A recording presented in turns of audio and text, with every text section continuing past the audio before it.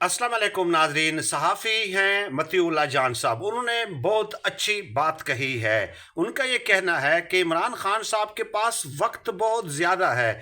इमरान खान साहब को कोई जल्दी नहीं है, लेकिन हुकूमत और मुक़्तदरा के पास वक्त बहुत कम है, क्योंकि 20 जनवरी को डोनाल्ड ट्रंप जो है सदर का ओहदा संभाल लेंगे।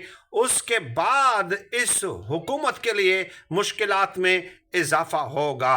और साथ ही साथ ये भी कि असेसमेंट ये थी कि इमरान खान साहब मैक्सिमम, पहले तो ये कहा गया कि 3 दिनों में टूट जाएंगे, फिर कहा गया कि 1 महीने में, और फिर आखिर में ये असेसमेंट की गई कि 2 महीनों में इमरान खान साहब बिल्कुल टूट जाएंगे। लेकिन इमरान खान साहब ने तो कल भी कह दिया है कि डील का आप सोचे बिना मेरी लाश बाहर आ सकती है, डील नहीं हो सकती। इमरान खान साहब के पास वक्त ज़्यादा है, बाकियों के पास वक्त कम।